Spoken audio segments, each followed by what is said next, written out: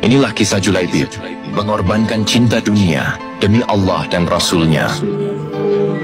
Pada masa Rasulullah, ada seorang sahabat bernama Julaibib. Ia berkulit hitam, bertubuh pendek, berpenampilan dekil, bahkan tak ada seorang pun yang tahu asal nasab keturunannya. Ia hidup sebatang kara. Banyak dari sahabat Rasul yang kurang mengenalinya. Julaibib juga termasuk orang termiskin sekota Madinah. Ketika tidur, ia akan menggunakan tangan sebagai bantalnya, menggunakan bumi sebagai alas kasur tidurnya. Semua penderitaan hidup lengkap dialami Julaibib. Meskipun begitu, Julaibib termasuk salah seorang sahabat Rasul yang dekat dan sangat mencintai Rasulullah.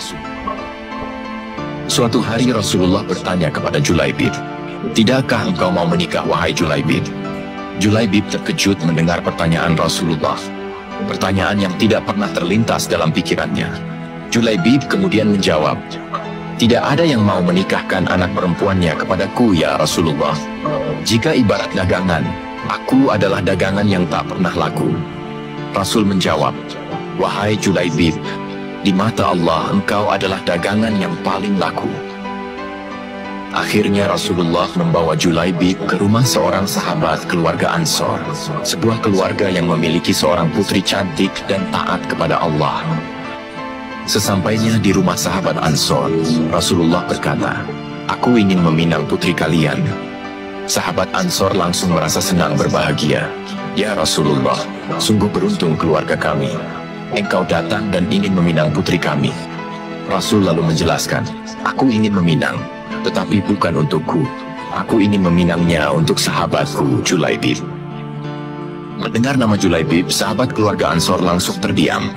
Istri sahabat Ansor kemudian berkata, "Ya Rasulullah, tidak akan pernah aku nikahkan putriku kepada Julaibib." Dari kamar, tiba-tiba putri keluarga Ansor keluar dan berkata, "Wahai ayah ibuku, apakah engkau akan menolak permintaan Rasulullah? Aku telah mendengar Rasulullah meminangku untuk Julaibib. Sungguh demi Allah, jika Rasulullah yang meminta, aku akan menerimanya." Ia lalu membaca Al-Quran surat Al-Ahzab ayat 36. Bismillahirrahmanirrahim. "Tidaklah patut bagi laki-laki dan perempuan yang mukmin, apabila Allah dan Rasul-Nya telah menetapkan suatu ketetapan, akan ada bagi mereka pilihan yang lain tentang urusan mereka. Dan barang siapa mendurhakai Allah dan Rasul-Nya, maka sungguh dia telah tersesat dengan kesesatan yang nyata." Akhirnya Rasulullah menikahkan Julaibib dengan putri keluarga Ansor. Rasulullah SAW juga mendoakan mereka berdua dengan doa yang khusus. "Ya Allah, limpahkanlah kebaikan kepadanya dengan limpahan yang melimpah, dan jangan jadikan hidupnya penuh kesusahan." Tak lama setelah menikah, kota Madinah diserang oleh musuh. Rasulullah kemudian mengumumkan seluruh kaum muslimin untuk berjihad. Julaibib yang belum merasakan malam pertamanya bersedia ikut bersama Rasulullah untuk berperang.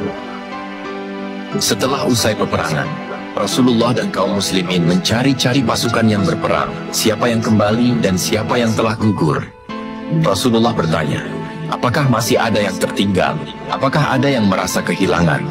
Kaum muslimin menjawab, "Tidak ada ya Rasulullah, kami tidak ada yang merasa kehilangan." Dengan air mata yang berlinang, Rasulullah berkata, "Wahai sahabat-sahabatku, aku merasa kehilangan seseorang. Julaibib, di mana Julaibib?" Barulah kaum muslimin sadar dan segera mencari Julaibib.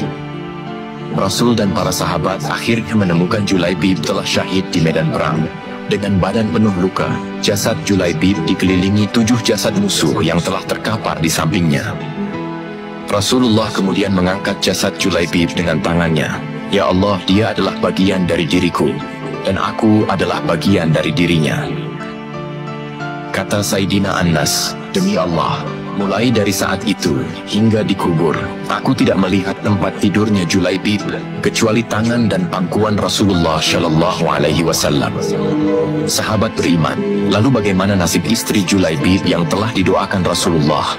Apakah ia akan hidup bahagia?